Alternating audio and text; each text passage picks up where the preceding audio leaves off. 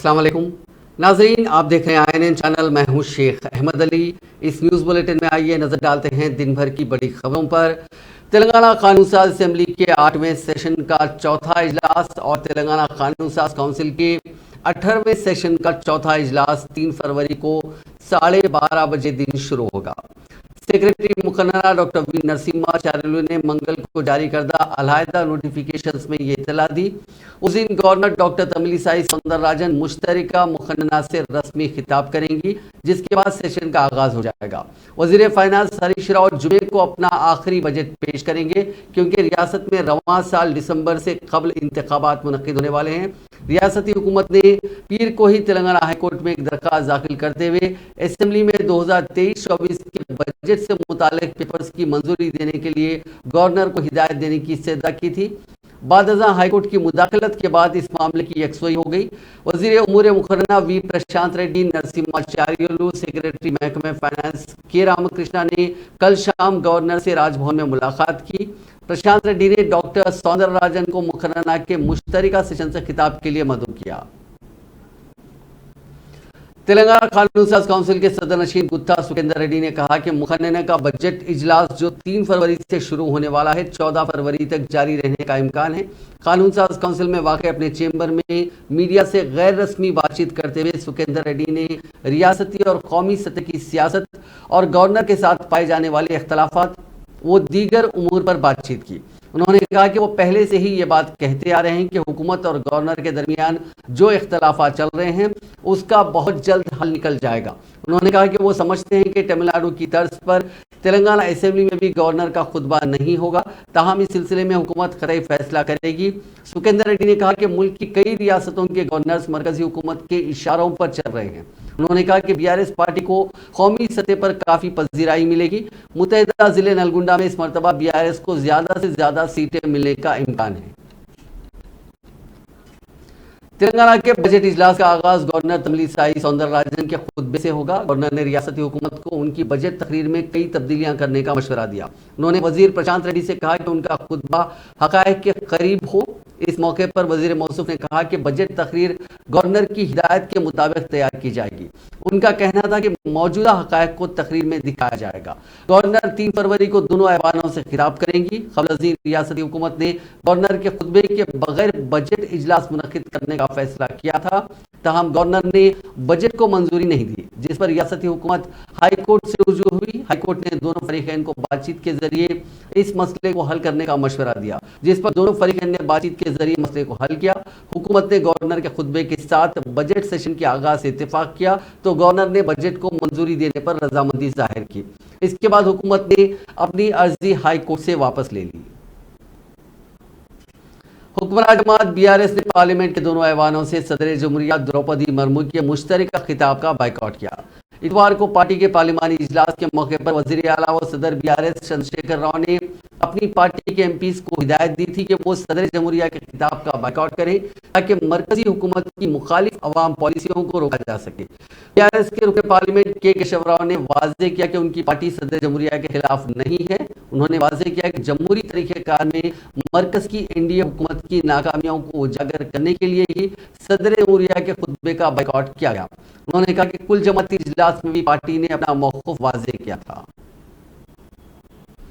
दलितों को माशी तौर पर बाख्तियार बनाने के मकसद से वज़ीर आला चंद्रशेखर राव की जानिब से मुतारिफ करदा दलित बंधु स्कीम के जारिया साल 16 अगस्त को 2 साल मुकम्मिल होने के पेश नज़र करीमनगर में कौमी दलित बंधु सम्मेलन मुनक्किद किया जाएगा। आज करीमनगर जिले के दौरे के मौके पर वजीर इंफॉर्मेशन टेक्नोलॉजी KT रामाराव ने जिला कलेक्टर RV कर्नल को इस खुसूस में हिदायत दी। इस सम्मेलन में कौमी सतह के सनतकारों, दानिश्वरों और सियासी शख्सियात को मदद करने की तजवीज़ है। उन्होंने कहा कि रियासत के साथ साथ मुल्क में अपोजिशन को यह समझना जरूरी है कि यह स्कीम दलितों की माशी तरक्की के लिए बहुत मुफीद है। उन्होंने RNB guest house, circuit rest house और MLA के दफ्तर की इमारत का इफ्तिताह किया। इस प्रोग्राम में वज़रा वी प्रशांत रेड्डी, गंगला कमलाकर, एरावली दयाकर राव के अलावा प्लानिंग कमीशन के नायब सदर विनोद कुमार और कई अवामी नुमाइंदों ने शिरकत की।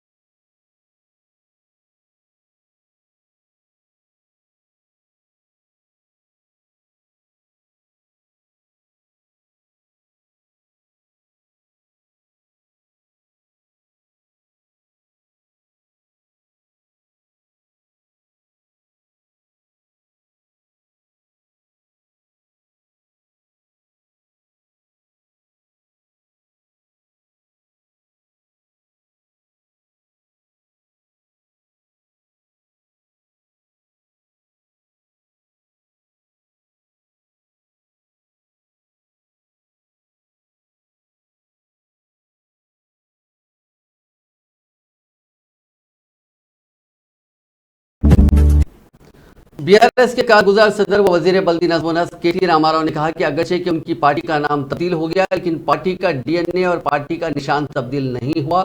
करीमनगर जिले के जमीकुंटा में बीआरएस के जलसे आम से खिताब करते हुए उन्होंने कहा कि 14 माह कबल हुजूराबाद असेंबली हल्के के ज़मीनी इंतखाब में यहां के अवाम ने बीजेपी उम्मीदवार ईटला राजेंद्र को कामयाबी दिलाई थी। इंतखाबी मुहिम के दौरान बीजेपी कायदीन ने 3000 रुपये वजीफा देने का वादा किया था और मरकजी वजीर दाखिला अमित शाह को यहाँ लाते हुए फंड्स का सैलाब बहाने का तयखुन दिया था। उन्होंने हल्के के अवाम से दरियाफ्त किया कि बीजेपी कायदीन के वादे कहाँ गए।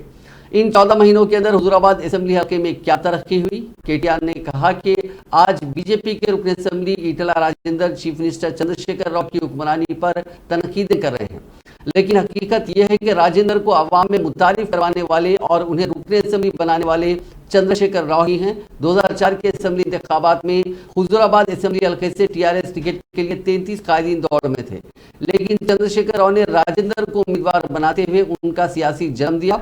इस मौके पर बीआरएस के कारगुजार सदन ने वजीर आजम नरेंद्र मोदी को भी तनकीद का निशाना बनाया। उन्होंने कहा कि वजीर आजम से इस मुल्क में तरक्की करने वाली एक ही शख्सियत है अदानी, बाकी कोई भी मुल्क में तरक्की नहीं कर सका।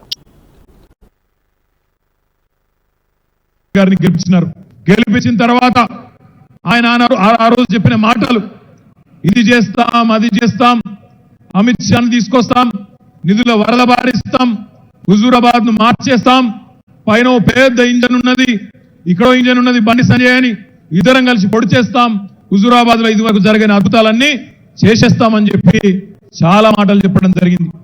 3000 పెన్షన్ ఇస్తామన్నారు, రోడ్లు వేస్తామన్నారు, నిధుల వరద పారిస్తామని చెప్పి కూడా చాలా మాటలు చెప్పడం జరిగింది।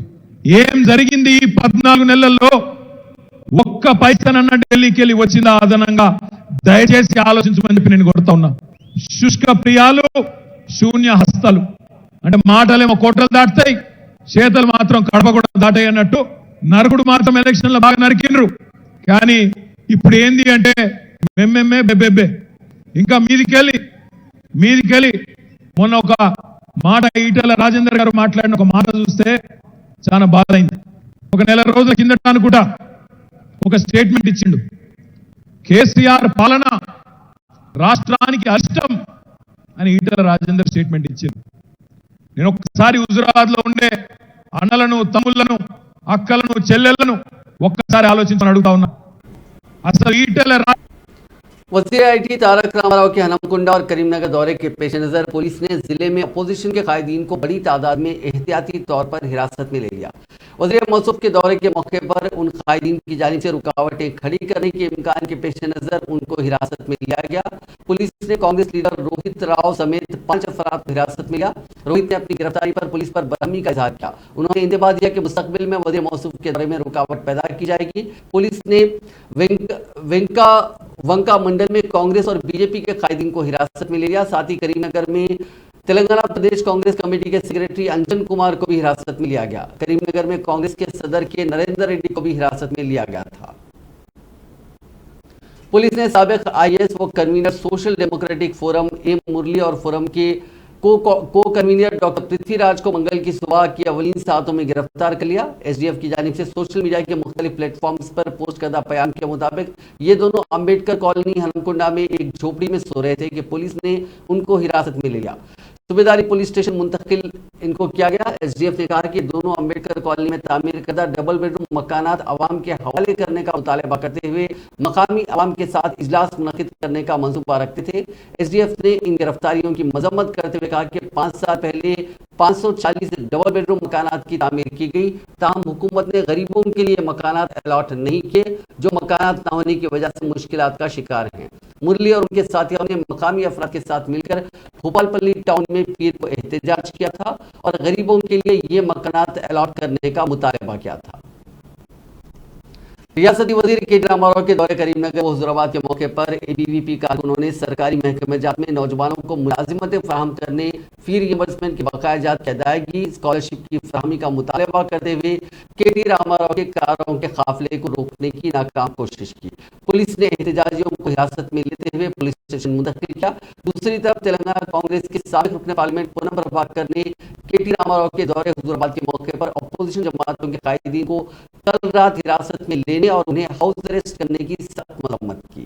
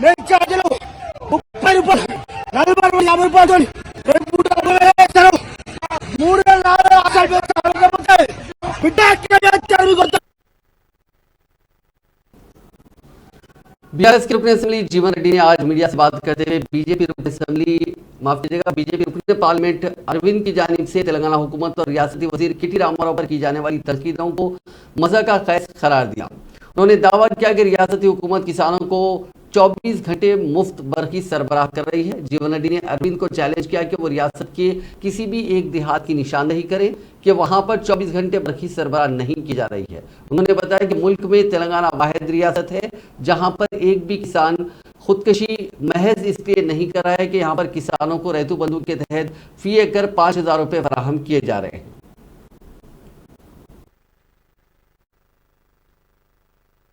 పట్టుకొని ఇష్టం వచ్చిన రీతిన మాట్లాడుతున్నాను। మా ఆడబిడ్డ కవితమ్మ అని కాకుండా ఒక ఆడబిడ్డ తెలంగాణ ఆడబిడ్డ అని కాకుండా కూడా అడ్డగోలుగా మాట్లాడుతున్న అడ్డగాడిగా ఈ ఎంపీ ఆయన ఏం మాట్లాడుతున్నా ఆయనకి అర్థం కాదు। ఆయన అంటాడు నిన్న మొన్న గౌరవ మంత్రివర్యులు కేటీఆర్ గారు నిజామాబాద్ జిల్లా పార్టీ ఆఫీసులో మీటింగ్ పెట్టినప్పుడు వారు అన్నారు జనరల్ గా వారు ఇచ్చిన హామీని గుర్తు చేసిరు।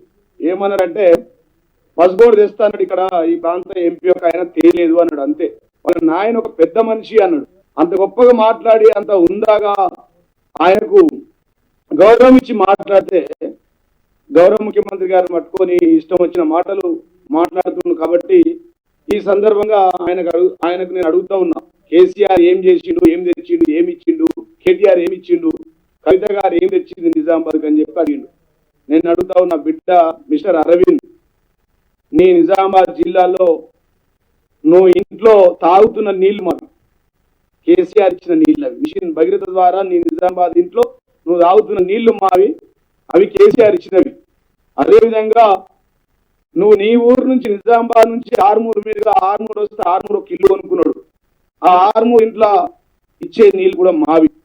నిజామాబాద్ నుంచి ఆర్మూరుకు పోవాలంటే తలతల మెరిసే రోడ్ల మీద ఏదైతే పోతున్నావో వేలుపురికి నీ సొంత గ్రామం ఆ तेलंगाना पब्लिक सर्विस कमीशन ने ग्रुप 1 मेन इम्तिहान का शेड्यूल जारी कर दिया है। कमीशन ने ऐलान किया कि जून के महीने में ग्रुप 1 के मेन इम्तिहान मुनक्किद होंगे।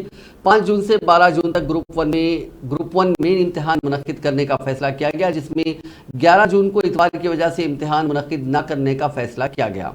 ग्रुप 1 मेन इम्तिहानात अंग्रेजी, तेलुगु और उर्दू जबान में मुनक्किद किए जाएंगे। जनरल इंग्लिश के पेपर को छोड़कर बाकी तमाम पेपर्स को उम्मीदवार अपने मुंतखब करदा जबान में इम्तिहान लिख सकते हैं। कमीशन के जराये ने बताया कि 5 जून को जनरल इंग्लिश का मेन इम्तिहान होगा, जबकि 6 जून को जनरल एसे, 7 जून को हिस्ट्री, कल्चर, ज्योग्राफी, 8 जून को Indian society, constitution and governance, 9 जून को इकोनॉमी एंड डेवलपमेंट, 10 जून को science and technology, data interpretation और 12 जून को Telangana movement and state formation का इम्तिहान होगा। हर इम्तिहान 3 घंटे पर मुश्तमिल होगा और हर इम्तिहान के 150 निशानात रहेंगे। वाज़ेह रहे कि 16 अक्टूबर को रियासत भर में ग्रुप 1 की 503 जायदादों पर तकर्रुआत के लिए प्रीलिम्स इम्तिहान मुनक्किद हुआ था, जिसमें 2,86,051 उम्मीदवारों ने इम्तिहान लिखा। बाद प्रीलिम इम्तिहान के नतीजे जारी कर दिए गए और पब्लिक सर्विस कमीशन ने हर एक जायदाद के लिए मेन इम्तिहान में शिरकत के लिए 50 उम्मीदवारों का इंतखाब अमल में लाया। इस तरह जून में मुनक्किद होने वाले मेन इम्तिहान में 25,150 उम्मीदवार शिरकत करेंगे। जहीराबाद में जेर तामीर मिनी हज हाउस के लिए तेलंगाना स्टेट हज कमेटी से 1 करोड़ रुपए जारी किए जाएंगे। इस मिनी हज हाउस में खवातीन के लिए टेलरिंग और नौजवान लड़कों के लिए तालीम व तरबियत का इंतजाम किया जाएगा। चूंकि किसी भी हज हाउस में 1 बरस तक हज कैंप की सरगर्मियां नहीं रखी जाती, चुनांचे हज कैंप में सिर्फ 2 से 3 माह तक ही महदूद रहता है। खवातीन और नौजवानों के मुस्तकबिल को मद्देनजर रखते हुए ये फैसला किया गया। इन ख्यालात का इजहार सदर नशीन तेलंगाना स्टेट हज कमेटी मोहम्मद सलीम ने मंगल को तेलंगाना स्टेट हज कमेटी की मजलिस आमिला के इजलास के बाद एक पुरहुजूम प्रेस कॉन्फ्रेंस से खिताब करते हुए किया। मोहम्मद सलीम ने अखबारी नुमाइंदों के एक सवाल के जवाब में बताया कि आज़मीन सफर हज के लिए इस बरस तकरीबन 1 लाख तक अखराजात में कमी होने की तवक्को है। उन्होंने मजीद कहा कि वो अंदरून 1 माह उम्रे की सआदत हासिल करने के लिए सऊदी अरब जाएंगे और आज़मीन हज के लिए इंतजामात का जायजा लेंगे।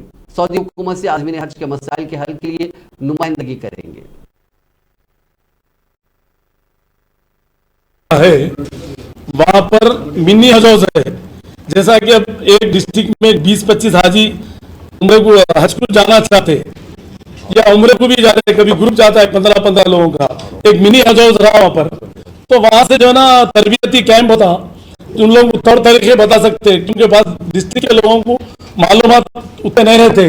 तो वहां पर एक मुफ्ती साहब वगैरह सब मिलकर एक जगह एक मुकाम रहता ना, आया शादी खां में क्यों करना, वहां पर होता। उसके बाद हज कैंप के बाद में फिर कुछ भी मदरसा चला सकते, उसमें कुछ भी एजुकेशन का काम कर सकते, फ्री कुछ भी काम हो सकता है। कमेटी बना दे के वो कमेटी जो ना जो डिस्ट्रिक्ट में जो लोग गरीब बच्चे हैं उन लोगों को तालीम दे सकते, कुछ भी एक हो सकता।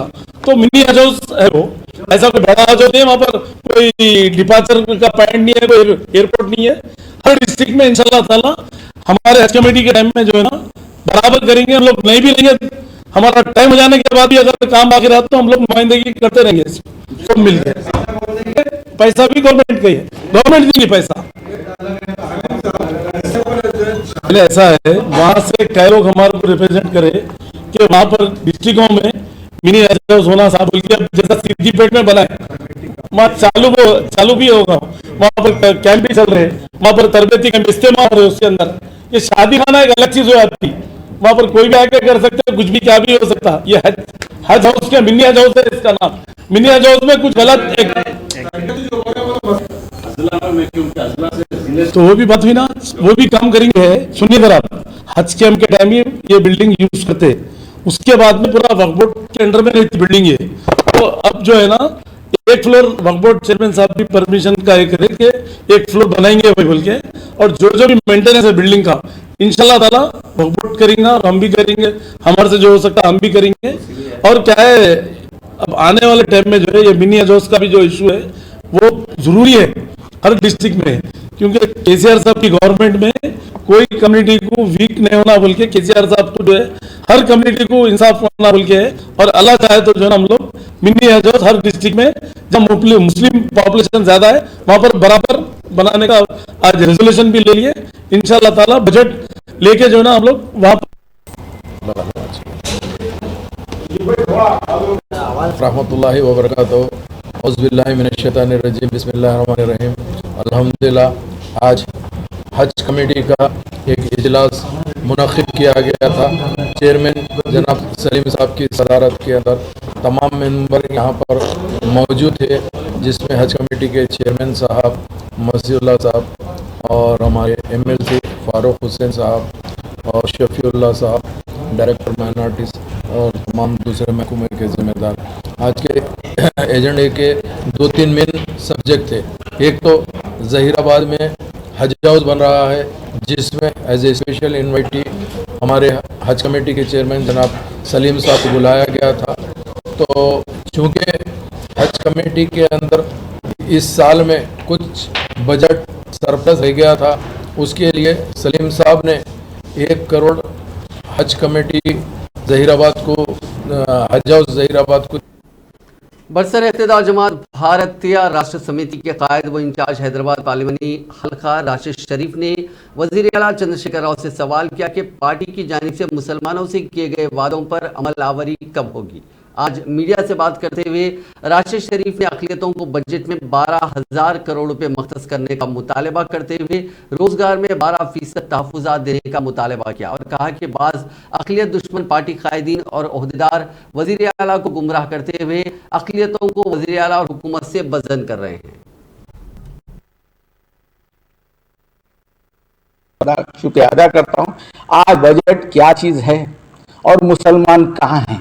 मैं मुसलमानों को बजट से जोड़ना चाह रहा हूँ, मुसलमानों को पार्टियों से सियासत से जोड़ना चाह रहा हूँ। आज बजट से किसी का ताल्लुक नहीं। कब बजट आता, कब चले जाता, कब कितना इस्तेमाल होता, कब वापस हो जाता, यहाँ की आवाम को नहीं मालूम। ये बजट मैं बताना चाह रहा हूँ, ये बजट आपके लिए है, मुसलमानों के लिए है, आपके मुस्तकबिल के लिए, आपके बच्चों के लिए, स्कॉलरशिप के लिए है। जितने भी बच्चे यहाँ पे खास करके मुसलमान तबका है पूरे तेलंगाना में, उनके लिए ये बजट है। आपको इसके बारे में सोचना चाहिए। कम है तो बात करना चाहिए, अगर वापस हो रहा तो उसको रोकना चाहिए। आपकी जितनी जरूरत, मैं देखा हुआ आज 75 साल में मुसलमानों की क्या हालत है और 75 साल पहले मुसलमानों की क्या हालत है। आज मुसलमान जो हालत में 75 साल पहले था, आज उनके प्रॉपर्टियां कहां हैं, उनके जागीरा कहां हैं, सर्वे नंबर को जब्त करके पूरे कब्जे हो चुके। आज के हालात, खास करके मैं हमारे सीएम साहब को अनबन गुजारिश करता हूं, हमारे ऑनरेबल सीएम साहब को, कि आज तक माइनॉरिटी का आप हाथ नहीं पकड़े, आज तक मुसलमानों का हाथ नहीं पकड़े आप। लोग हमसे पूछते क्या कर रहे हैं आप लोग बैठ के, लोग हमसे जो सवाल करते क्या कर रहे आपका सीएम मुसलमानों के लिए, और आप क्यों झंडा लगा के ओल्ड सिटी में तमाशा करें, क्यों इतना बड़ा ऑफिस बना के बैठे हुए हैं। मरकजी वज़ीर सयाहत जी किशन रेड्डी ने BRS अरकान पार्लियामेंट की जानिब से सदर जमहूरिया द्रौपदी मुर्मू के खुतबे का बाइकआउट करने की सख्त अल्फाज में मज़म्मत की। उन्होंने कहा कि BRS के पास ना तो सदर जमहूरिया और ना ही वज़ीर आज़म का कोई पास व ख्याल है। हद तो यह है कि बीजेपी के मुंतखबा अवामी नुमाइंदे ईटला राजेंद्र को भी असम्बली में 1 मिनट भी BRS बर्दाश्त करने तैयार नहीं है।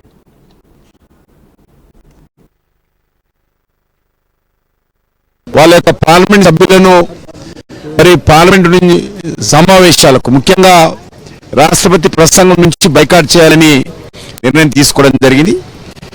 ఎందుకంటే ఈరోజు కేసీఆర్ గారికి రాజ్యాంగం అన్నా డాక్టర్ బాబాసాహెబ్ అంబేద్కర్ రూపకల్పన చేసినటువంటి ఈ కాన్స్టిట్యూషన్ అన్నా ఆయనకి ఏ మాత్రం గౌరవం లేదు. వారు ప్రధానమంత్రికి ఇచ్చే గౌరవం ఇవ్వరు, రాష్ట్రపతికి ఇచ్చే గౌరవం ఇవ్వరు, గవర్నర్కి ఇచ్చే గౌరవం ఇవ్వరు. हैदराबाद पुलिस ने रुकने असेंबली राजा सिंह को मुंबई में 29 जनवरी को मुनक़दा एक रैली में नफरत आमेज तकरीर के लिए एक और नोटिस जारी की है। मंगलवार पुलिस ने फिरकावाराना तौर पर इश्तियालंगेज तबसरों के लिए मुतनाज़ा रुकने असेंबली को नोटिस जारी की है और कहा कि गुज़िश्ता साल रिहाई के वक्त हाईकोर्ट ने राजा सिंह पर जो तहदीदात आयद की थी उनकी खिलाफ वर्जी की गई है। हल्के असेंबली गोशा महल के रुकन से कहा गया कि वो 2 दिन में अपना जवाब दाखिल करें। ताज़ा नोटिस पर सख्त रद्दअमल जाहिर करते हुए राजा सिंह ने इल्ज़ाम आया कि रियासत में नवे निज़ाम की हुक्मरानी है और दोबारा जेल भेजने पर भी वो खौफजदा नहीं होगा। रुकन असेंबली ने मुतालबा किया कि ज़बिया गांव तब्दीली मजहब और लव जिहाद पर नजर रखने के लिए क़वानीन बनाए जाने चाहिए। मंगलवार पुलिस ने एक हफ्ते में इसे ये दूसरी नोटिस जारी की है। सिकंदराबाद के दक्कन मॉल में पेश आए आग लगने के वाक़े के बाद इस इमारत को मुनहदिम करने का काम बल्दिया की जानिब से तेज रफ्तारी के साथ जारी है। इस मकसद के लिए इस 5 मंजिला इमारत से मुत्तसिल मकानात में रहने वालों को बाज़ाबाद करी मराकज़ मुंतकिल किया गया। उन मराकज़ में मुंतकिल किए गए अफराद ने निशानदही करते हुए कहा कि उनको उन सेंटर्स में मुश्किल सूरत हाल का सामना है। मकामी अफराद का कहना है कि इस वाक़े में आग के साथ कसीब धुएं की वजह से उनको सेहत के मसाइल के सबब रिहैबिलिटेशन सेंटर मुंतकिल किया गया। उन्होंने कहा कि आग की शिद्दत की वजह से उनके मकानात की दीवारों के साथ साथ मकानात में रखे सामान को भी नुकसान पहुंचा। उन्होंने कहा कि उन सेंटर्स में रहने की वजह से उनके कारोबार भी मुतासिर हुए हैं, उन्हें मच्छरों का भी सामना है। तफरी के हिस्से के तौर पर चट्टान पर पहुंचा नौजवान दो चट्टानों के दरमियान बुरी तरह फंस गया। यह वाकया शहर हैदराबाद के तिरुमलगिरी पुलिस स्टेशन के हदूद में पेश आया। तफसीलात के मुताबिक इस नौजवान की शिनाख्त रोजगार के लिए तेलंगाना के दारुल आने वाले महाराष्ट्र के 24 साल राजू के तौर पर की गई। तिरुमलगिरी में कॉलेज के करीब बड़ी चट्टान पर पहुंचा। वो चट्टान पर पहुंचकर लुत्फअंदोज हो रहा था और खुश हो रहा था कि अचानक वो अपना तवाजुन खो बैठा, जिसके नतीजे में वो दोनों चट्टानों के दरमियान गिर गया, उन चट्टानों में फंस गया। उसको उसी हालत में तकरीबन 3 घंटे गुजारने पड़े। उसकी चीखों पुकार पर मकामी अफराद बड़ी तादाद में वहां जमा हो गए, जिन्होंने उसको चट्टानों के दरमियान से निकालने की काफी कोशिश की, ताहम उनको इस कोशिश में नाकामी का सामना करना पड़ा। मकामी अफराद ने बादअज़ा पुलिस को इस बात की इत्तला दी, जिसके बाद पुलिस वहां पहुंची और उसने काफी जद्दोजहद के बाद रस्सियों की मदद से उस नौजवान को चट्टानों के दरमियान से निकलने में कामयाबी हासिल की। बादअज़ा उसे गांधी अस्पताल मुंतकिल किया गया।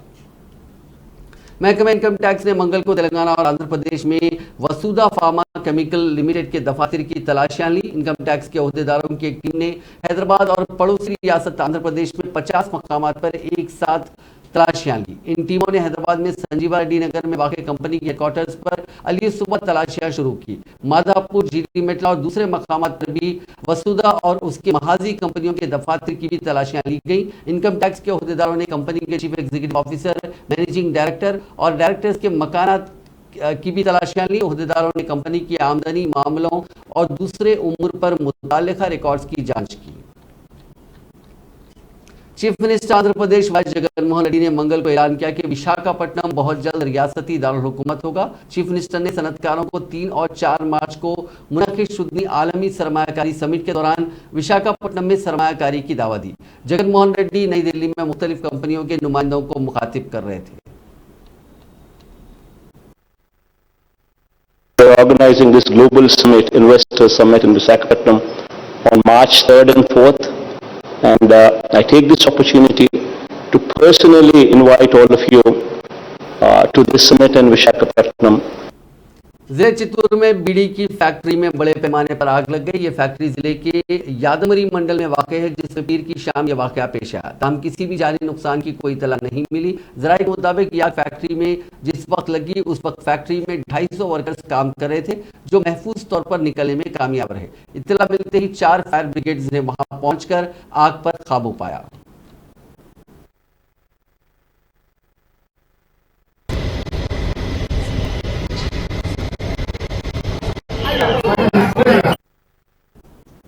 राजन्ना सिलसिला जिले में प्राइवेट स्कूल बस को आरटीसी की बस ने टक्कर दे दी। इस हादसे में स्कूल बस के 30 बच्चे जख्मी हो गए, जबकि आरटीसी बस के 2 मुसाफिरीन मामूली जख्मी हो गए। यह हादसा मंगल की सुबह उस वक्त पेश आया जब करीमनगर डिपो की आरटीसी बस के ड्राइवर ने उसका तवाजुन खो दिया और यह बस एक प्राइवेट स्कूल की बस से टकरा गई। हादसे के वक्त बस में कई तुलबा सवार थे। बस के ड्राइवर के तवाजुन खो देने के नतीजे में यह बस तेज रफ्तारी के साथ स्कूल बस से पीछे से टकरा गई। इसके नतीजे में बच्चे भी जख्मी हो गए, जबकि दीगर तुलबा खौफजदा हो गए। इस हादसे की इत्तला के साथ ही अपने बच्चों की सलामती के ताल्लुक से फिक्रमंद वालिदैन की बड़ी तादाद वहां जमा हो गई। इस हादसे पर वजीर IT KT रामाराव ने जिला कलेक्टर अनुराग जयंती को फोन करते हुए जख्मियों की तफसीलात हासिल की। उन्होंने तुलबा के बेहतर इलाज को यकीनी बनाने पर जोर दिया। नाज़रीन, इस न्यूज़ बुलेटिन में बस इतना ही। आप देखते रहिए INN चैनल।